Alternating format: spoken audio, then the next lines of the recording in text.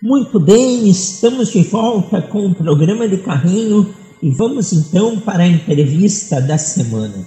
Se tem algo que o nosso convidado de hoje tem, é paixão pelo seu clube e uma vontade muito grande de que as coisas deem certo. Para isso, ajude e fala o que for preciso. Tudo bem, seja muito bem-vindo, Roberto Sigman, ex-vice-presidente de futebol do Internacional, atual conselheiro do clube. Grande honra, grande prazer te ter aqui no programa de carrinho. Bom dia a todos, com satisfação que eu participo desse programa, da Rádio Taquara, do De Carrinho, apresentado pelo nosso amigo Cássio. E quero dizer que é uma satisfação estar falando com todos vocês, agradeço o convite que foi feito, a lembrança que foi feita. E é sempre muito bom falar sobre futebol e falar sobre o Internacional. Com certeza, e para início de conversa, dá uma repassada na tua relação com o Internacional. Conta para nós como iniciou, o que te levou a ter esse sentimento e qual a tua trajetória até aqui. A minha relação com o Internacional não é muito diferente da relação de todos os outros gaúchos com os dois grandes, ou com o clube da sua região, aquele que se identifica e aquele que deseja, que torce, que cada vez seja mais vitorioso. Ela começa seguramente pela relação familiar, a influência de pai, avô, tios, e algo que foi muito marcante na minha vida foi a inauguração do Beira-Rio. Eu participei da inauguração e desde a construção do Beira-Rio, eu lembro de ir com meu pai, com os amigos do meu pai, levar material de construção durante a noite, comparecer nas obras do estádio para ver o que seria o gigante da Beira-Rio, que estava sendo feito ali. Então aquilo foi muito importante, aquele momento, porque aquilo ali fez despertar, e eu me lembro muito bem do dia da inauguração, que foi a Alvorada Colorada em Porto Alegre, fez despertar o gigante colorado. E aquilo me motivou muito, aquilo me tornou cada vez mais colorado.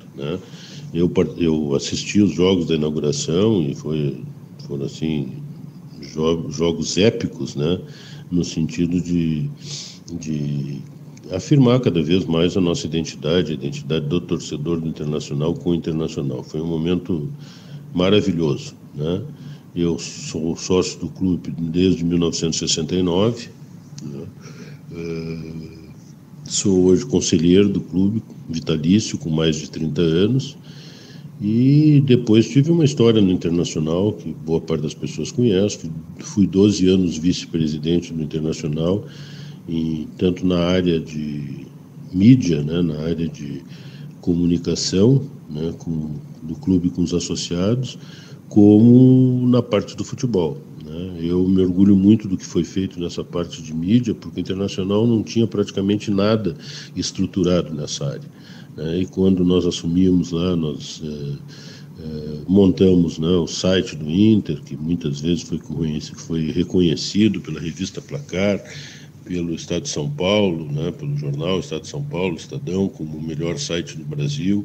Criamos a revista do Inter, o jornal do Inter, que era distribuído aos sócios antes das partidas, a rádio web, a TV web e assim por diante. O que nós queríamos com isso, e acho que atingimos? Que o Inter não ficasse refém da imprensa em geral desportiva, que muitas vezes constrói versões, que muitas vezes não leva a versão do clube, porque, claro, como toda a mídia, como toda a parte noticiosa, ela vive de notícias e da repercussão das notícias. Então, nós precisávamos de veículos que dessem a versão do Internacional para o seu sócio, e conseguimos isso. E depois, por último, na parte do futebol, tanto como diretor de futebol, em um momento muito bom para o Internacional, que foi a conquista do Bi da América, que foi a conquista de campeonatos gaúchos, que foi a participação no Mundial e assim por diante. Foram momentos de muita alegria, de de muito congraçamento, né, de objetivos comuns. Foi tudo muito grandioso e uma grande lição para a minha vida. Muitas lembranças, muitas histórias, e ter sido vice-presidente de futebol faz o senhor enxergar as coisas de uma forma diferente ao período em que era apenas torcedor?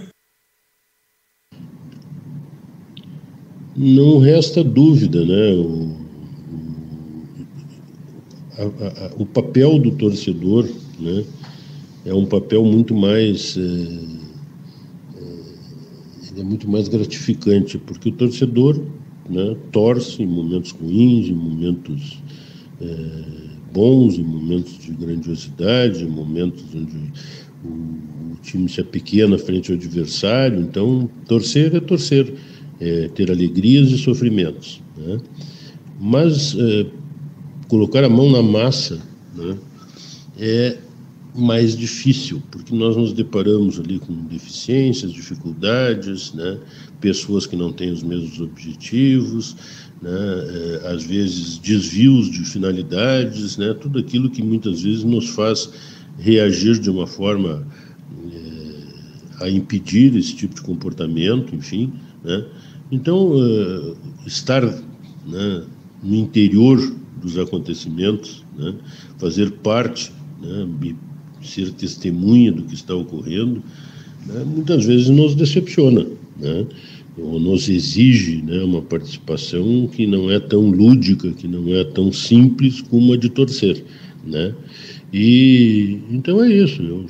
Se pudesse hoje, né, dizer o que é melhor, eu diria que o melhor é torcer. Tenho uma grata lembrança daqueles momentos em que o Internacional, né, foi onde conquistou o tri, né, brasileiro invicto, né, onde nós torcíamos, né, era um desespero, né, assim, a torcida para se conquistar os títulos, né. Então aquilo foi muito bom, momentos muito que nos aproximam muito do clube, né, e que são feitos da responsabilidade que é cometida aos dirigentes, da participação do dirigente, onde está com seu nome diretamente envolvido, se sente responsável por isso. Ser torcedor é muito bom, Roberto, dá seus perrengues, mas é disso que essa modalidade vive. Sem torcida não teria clubes, não teria futebol, e perrengue é do torcedor, não adianta, não adianta. O Inter, por exemplo, neste século XXI já viveu os dois extremos, do auge de ser campeão mundial na primeira década ao rebaixamento da segunda. E aí tem as questões que eu quero fazer para o senhor. Na avaliação do senhor, o que aconteceu e o que tem impedido o Inter de retomar as conquistas?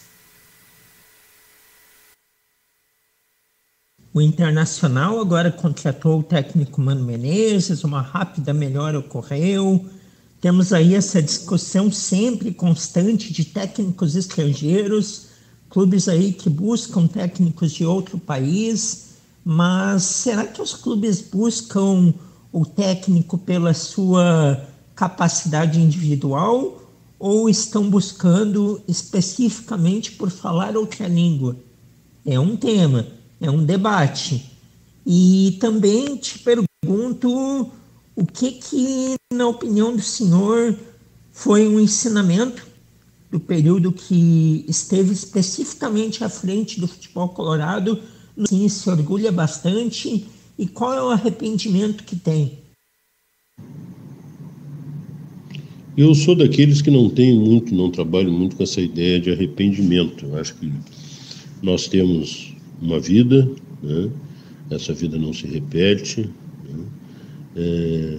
Tudo que acontece na nossa vida tem que servir como base material, né, de construção de novos momentos a partir de uma visão de autocrítica, né, pessoais, no sentido da evolução e não do arrependimento, né? Então eu, a rigor, não me arrependo de nada, né? Foram circunstâncias que de uma forma ou de outra contribuíram para o que eu sou hoje, para a minha vida, e isso se propaga para a vida da minha filha, para a vida do meu neto, das pessoas que convivem comigo, né? Então, tudo isso foi muito importante. Eu não tenho arrependimento de absolutamente nada, né? E tenho adoto na minha vida uma máxima, né? Toda vez que nós enfrentamos uma determinada situação, como são as competições, é necessário, né, dar o máximo, porque quando nós perdemos dando o máximo, não há o que reclamar, entende? Porque é óbvio que há limites que têm que ser observados e limites que impedem muitas vezes de avançar numa competição. Há muita gente que é muito melhor do que aquele time, do que aquela condição que nós temos numa determinada oportunidade. O que me incomoda muito, né, é quando nós deixamos de conquistar alguma coisa por um detalhe, porque faltou concentração, porque faltou dedicação, né? Então isso incomoda. Agora, quando se busca, né, o título, quando se busca a conquista, né, dando o máximo, né, do que temos, né, nos dedicando com todas as nossas forças, né, não há o que se arrepender, né? Isso é da vida, isso são circunstâncias que não podem ser evitadas. Mas eu tenho muito orgulho daquilo que foi conquistado, por todo aquele trabalho que foi feito no Internacional, por aquela equipe, que era uma equipe vencedora, né? Digo equipe diretiva, por todos os dirigentes que fizeram parte daquele grupo, né? Num momento de muita honestidade, de muita dedicação, né? Então, isso eu me orgulho, fiz parte dessa equipe, né? Eu sempre digo, o Internacional só conquistou o título de campeão mundial porque havia, né, um empenho de todos, né? Desde o porteiro do clube, né, até o presidente. Então era um conjunto de forças, né, que almejavam a conquista desse título, e nós almejamos, né? O Internacional precisava disso, assim como eu acho de suma importância a conquista dos 2 títulos, né, da América, né? Isso tudo elevou o Internacional a um outro patamar. O Internacional atingiu, né, uma meta que me parecia quase impossível, que era dos 100 mil sócios, né? Então, é claro que isso tudo sofreu muitos altos e baixos, né? Porque depois nós tivemos um momento ruim, que foi o momento do rebaixamento para a segunda divisão, né? Mas também se deu por circunstâncias, né? Circunstâncias de que havia uma direção, né, que desviou os seus objetivos, né? Houve, né, ao longo do tempo, né, a saída de vários outros, ou o impedimento de que vários outros ascendessem a direção máxima do Internacional, né, se afastando do grupo diretivo, e isso levou, né, a uma limitação dos recursos pessoais que nós tínhamos para constituir novas direções. E aí aconteceu aquele momento que para mim foi um momento trágico, né, do rebaixamento, né? Aquilo é algo assim, mas eu não fazia mais parte, não integrava mais a direção do Internacional, né? Essas coisas se dão muito porque há, né, um interesse desviado de muitos dirigentes, ou de muita gente que participa da política do Internacional, que busca unicamente um cargo, né? Isso não é muito diferente do que acontece na política geral, né? Então se aproxima do clube, cria um movimento, busca um cargo de conselheiro, depois um cargo de dirigente, mas às vezes são pessoas que não têm aptidão nenhuma para isso, né? Tem desejo, mas não tem aptidão, né? Cometem erros, né? Não tem muita vinculação, muito compromisso com a história do clube, são pessoas novatas, né? E então é isso. Eu acho que houve isso, lamentavelmente caímos para a segunda divisão, mas nós recuperamos, voltamos, e estamos aí enfrentando essa realidade, que é uma realidade difícil também, né? O Internacional está passando por momentos muito difíceis, e eu, de alguma forma, enxerguei como alvissareira essa situação da contratação do Mano Menezes, porque havia uma invencionice aí na contratação de técnicos que não eram experimentados no futebol brasileiro, que não tinham nome no futebol brasileiro, e que demonstraram, de fato, que não tinham condições de treinar o Internacional, porque não tiravam do Internacional o máximo que podiam, né? Então eu acho que agora, com a contratação do Mano, se volta à realidade, e eu já passo a temer menos a possibilidade de um segundo rebaixamento, porque rebaixamento é exatamente assim. As coisas começam a não dar certo, as pessoas começam a acreditar em milagre, né, que vão fazer um grande lance mágico, né, como a contratação de um jogador, de um técnico, a substituição de um diretor, e que isso evitará a tragédia do rebaixamento. Não é assim. O rebaixamento vai se construindo dia a dia, e vai gerando uma situação de descrédito, vai gerando uma situação de pouco comprometimento, de gente saindo porque não quer se comprometer com resultado negativo. Então é isso, né? Eu acho que finalmente, né, essa diretoria que está aí, que errou, que falou em planejamento, que era necessário mudar, que era necessário isso ou aquilo, e que tudo não passava de um discurso eleitoreiro, se deu conta de que no futebol não se inventa. Né? O que tinham que inventar no futebol está lá no começo, quando inventaram o próprio futebol, mas depois trata-se de aperfeiçoamento. Então não adianta trazer gente de fora, milagreiro, que é uma promessa. Não, no futebol se precisa de pessoas experimentadas como em qualquer outra profissão. Quando a gente vai procurar um médico, o que a gente quer desse médico? Que ele tenha experiência. Por quê? A experiência é o somatório de acertos e erros, de enfrentamento de situações difíceis, com sucesso ou insucesso, porque tudo, como eu já disse, é uma lição para a vida. Então nós não procuramos um médico novato ali que está começando, um cirurgião que está começando, não, nós procuramos aquele que já tem um volume de trabalho e de atividade que permite, né, a ele constituir um verdadeiro patrimônio profissional, e que isso possa ser utilizado em nosso favor. Então não adianta trazer um técnico novo, porque deu uma entrevista boa, porque tem uma boa visão teórica a respeito do futebol, não adianta nada disso, porque a prática é completamente diferente da teoria. Né? Então que bom que agora buscaram um treinador mais compatível com a realidade, né, com os pés no chão, e tomara que dê certo. Né? Eu não tenho muita esperança de grandes conquistas, né, infelizmente, mas tenho esperança de que o Internacional não enfrente o pior momento, que pode ser a repetição daquilo que já aconteceu com o Internacional. E como que o senhor enxerga esse processo desde 2017, que o Inter vive aí de reconstrução, especialmente a atual gestão, sempre com uma proposta de causar rupturas? A gente teve também este ano já da Alessandri sua despedida.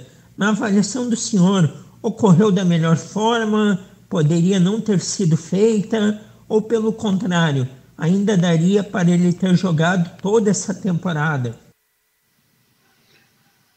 Bom, com relação à chamada reconstrução do Internacional, né, olha, nós enfrentamos aí uma escala, né, ascendente, né, que nos levou à conquista de alguns títulos importantíssimos, né, e que estão registrados na história do Internacional, mas isso só foi possível pela dedicação de várias pessoas, pela abnegação, pela desconsideração dos interesses pessoais, mas isso mudou muito na história do clube, principalmente na história mais recente, né?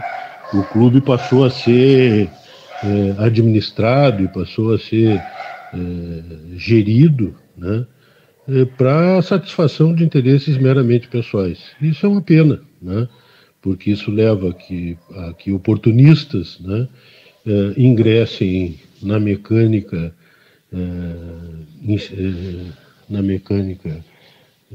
das instâncias institucionais do clube, né, instrumentalizem tudo, né, e o clube vive em razão disso. Então é uma pena. Né? Nós tínhamos ali, e eu pude viver isso no Internacional, tínhamos objetivos elevados, tínhamos trabalho, tínhamos, né, pouca, né, ou quase nenhuma conquista pessoal, no sentido de se valer de alguma vantagem do clube, né, mas isso mudou muito com o tempo. Né? Então, o que eu vejo hoje? Eu vejo uma direção que se elegeu numa eleição complicada, que até hoje é controvertida, né, com pouquíssima transparência, um conselho deliberativo absolutamente instrumentalizado de uma maioria construída pela troca de favores, de vantagens, né, de vagas no conselho, de vagas na diretoria, né, o que é digamos assim, o pior, né, que existe na política geral do país sendo levado para dentro do clube, né? E uma gestão muito baseada no discurso, no marketing, né? Falava em rompimento de condutas e métodos anteriores, renovação, projeto, profissionalização, mas isso não, sabe, isso se torna muito vazio quando não desborda do discurso, né? Isso tem que ser praticado. E o que nós vimos disso sendo praticado no internacional? Rompimento com antigas estruturas, né? O rompimento foi ter mandado o Abel embora, que foi vice-campeão brasileiro, né? Com um time que vinha muito mal, né?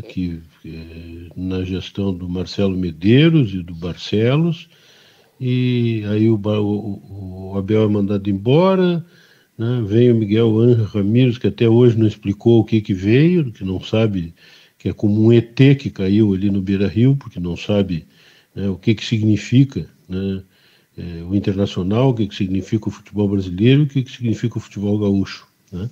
Então esse foi o sujeito que dirigiu, né, o internacional, que fazia parte da ruptura, né, que na realidade rompeu mesmo, rompeu com bom senso, rompeu, né, com aquilo que é a sabedoria que foi acumulada ao longo do tempo no futebol do Internacional. Então essa é a ruptura, né? E planejamento, qual é o planejamento que foi feito? No momento que se manda um técnico embora, se busca outro, né, que já era conhecido do Internacional, e depois se busca ainda outro, né? Se busca um diretor técnico que é o Autori, que é uma figura carimbada e antiga do futebol brasileiro, né? Se oferece a vaga de vice-presidente de futebol para dirigentes antigos de gestões de outros grupos políticos. Então é tudo falacioso, né?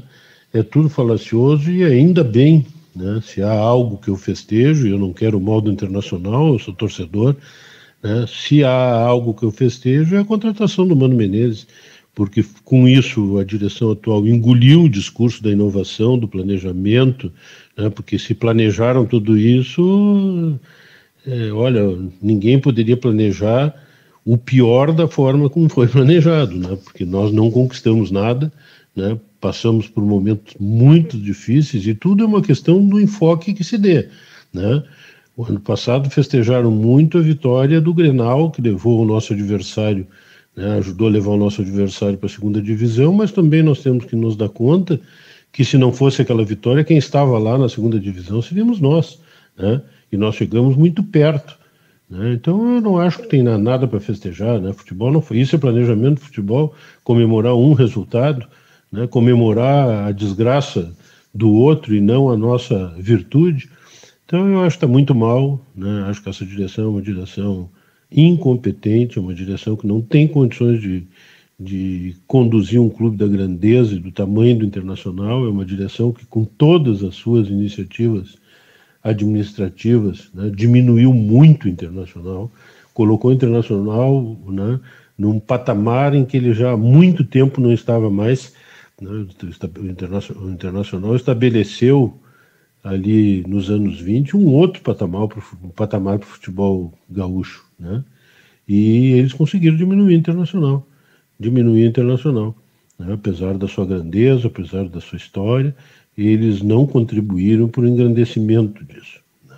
Esse presidente que está aí, que foi vice-presidente de futebol, nunca ganhou um título, né? Esse presidente que está aí, que foi vice-presidente de finanças, é uma das áreas que o Internacional tem inúmeros problemas e a atual política de contratação e dispensa dos jogadores é absolutamente lesiva aos interesses do Internacional. Então, o Internacional deve estar pagando hoje, olha, não quero ser irresponsável, mas não está pagando hoje menos do que 4 técnicos, né, que foram afastados e devem estar recebendo seus salários em razão dos contratos que tinham, né? Então, é isso, né? Muita conversa, muita fala e pouca efetividade. Né? Ainda bem que agora acordaram e fizeram isso. Né? Com relação ao D'Alessandro, né, eu considero, e não podia ser diferente, o D'Alessandro um grande jogador de futebol. Né? Inclusive, quando eu fui vice-presidente de futebol, eu pude renovar o seu contrato, fui para a Argentina para falar com o seu empresário para renovar o contrato. Né? Mas até agora eu não entendi o que foi feito. Né? O que foi feito foi, talvez porque se tivesse, né, num deserto de boas contratações, num deserto de situações que pudessem ser comemoradas, uma jogada de marketing, nada mais do que isso. Né? É uma pena, porque eu acho que é uma falta de respeito com o torcedor, uma falta de respeito com o D'Alessandro. Né? Então, a recontratação do D'Alessandro foi para fazer uma festa de despedida. Né? Eu acho que não é assim que se resolve as coisas, acho desrespeitoso. Né? E há grandes ídolos na história internacional, Caçapava, o Índio, né? E vários outros, Klemer e vários outros que ajudaram o Internacional na conquista de títulos mundiais, títulos importantes, né? Jogadores vencedores. Então, isso é uma questão de gerações. Né?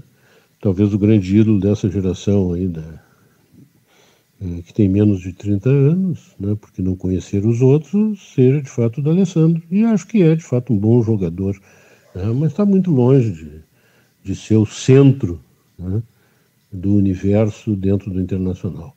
Eu só tenho a agradecer a ele por tudo que fez, pelo seu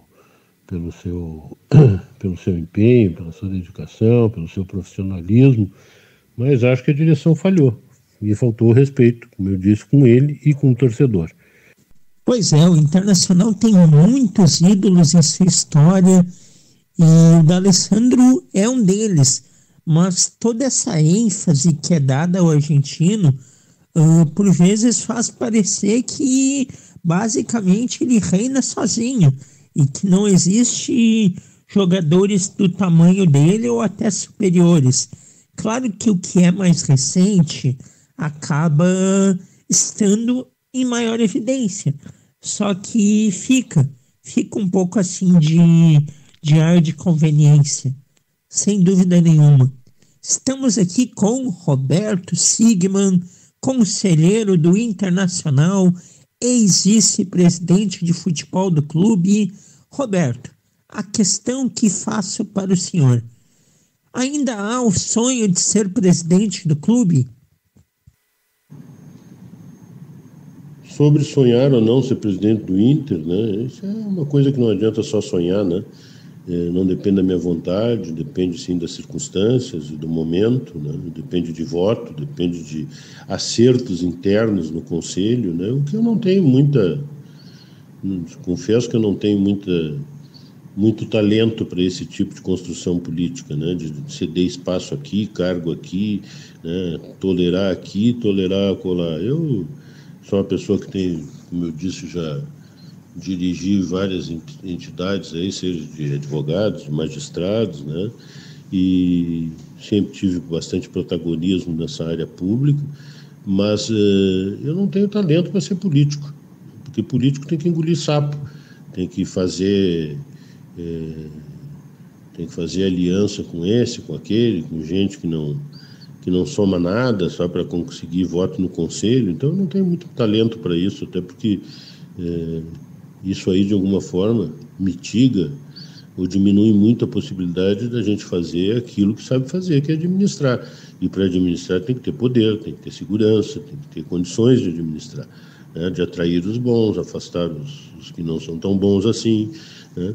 Então não adianta sonhar, né? Claro que qualquer colorado tem o sonho de dirigir o seu clube, mas hoje nós falamos em possibilidade, né? Então eu acho que essa possibilidade não existe mais. Eu acho que o conselho, né, assim como a gente vê no parlamento brasileiro ou nos parlamentos estaduais, ele é um conselho que foi instrumentalizado pela administração do clube. As pessoas estão lá por conveniência, em busca de um cargo, em busca da reeleição, em busca de uma vaga para um amigo, para um parente no conselho. Então, por conta disso, apoio incondicionalmente a direção, aprovando contas, não criticando o que está acontecendo no clube. Então, para isso eu não tenho, no bom português, eu não tenho estômago para aguentar isso, né? Então eu não seria presidente nessas condições.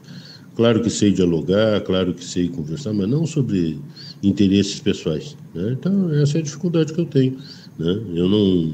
Então, uma vez jantando com um amigo, ele me disse, se te caísse no colo agora a possibilidade de ser presidente internacional, a partir de agora tu é presidente internacional, qual é a primeira coisa que tu faria? Eu tinha saber com quem eu estaria governando, né? Com quem eu estaria administrando o internacional. Se não fosse com as pessoas que eu acho que têm alguma valia para isso, né, eu não aceitaria, né, porque sei que logo ali adiante ocorrerão problemas como já ocorreram no internacional, né? Então é isso, não adianta sonhar. É claro que eu nunca me furtei de contribuir para o internacional, se é que essa contribuição foi válida, né, mas não adianta sonhar, né, a gente tem que ser realista. Claro, mas o futuro a Deus pertence, não dá para descartar nada, não é, Roberto? Para finalizar, deixe um recado para a galera colorada, um grande abraço, muito obrigado por ter aceito o nosso convite e até uma próxima. O recado que eu dou à chamada galera colorada, quer dizer, a massa colorada, a nação colorada, é que continue, eu sempre digo, né, os dirigentes, né, eles são eventuais, ocasionais, transitórios, né, e o clube é permanente. O clube é um clube centenário, um clube com raízes no futebol brasileiro, respeitado no futebol brasileiro, no futebol continental e no futebol mundial, né, é o único clube gaúcho com um título mundial reconhecido pela FIFA. Então nós temos que ter muito orgulho da história colorada, né? Muito orgulho. Mas principalmente temos a obrigação de ficar atento às coisas que acontecem no internacional. Muitas vezes o que ocorre numa associação como o Internacional, que é um clube, né, tem essa característica associativa, é que os sócios não se aprofundam no que está acontecendo lá. Não se aprofundam nos equívocos que estão sendo cometidos, da responsabilidade do que cada um está fazendo, da diferença entre aquilo que diz na eleição e aquilo que está fazendo na administração do clube. Então isso leva a que aventureiros, pessoas não muito qualificadas, né, assumam a direção do nosso clube. Então é isso, é preciso ficar atento, é preciso participar, é preciso torcer, mas principalmente avaliar sempre o que está sendo feito no Internacional. O Internacional não é de nenhum dirigente, não é de nenhum grupo político, o Internacional é do sócio. E quando o sócio se der conta disso, do seu valor, da sua importância, de como é decisiva a sua participação, o Internacional com certeza voltará a crescer como já cresceu, né, ali a partir dos anos 2000, no século passado. Tá? Então, um grande abraço a todos, agradeço muito essa oportunidade de falar com vocês e estou à disposição, né? Um brilhante programa para vocês, sempre que continue esse programa marcando espaço, né, em Taquara, e vamos lá, vamos tocar o barco, né, porque é necessário tocar a vida. É isso aí, até uma próxima. Roberto Sigman, conselheiro do Internacional, ex-vice-presidente de futebol do clube, foi a entrevista desta semana aqui do programa de Carrinho.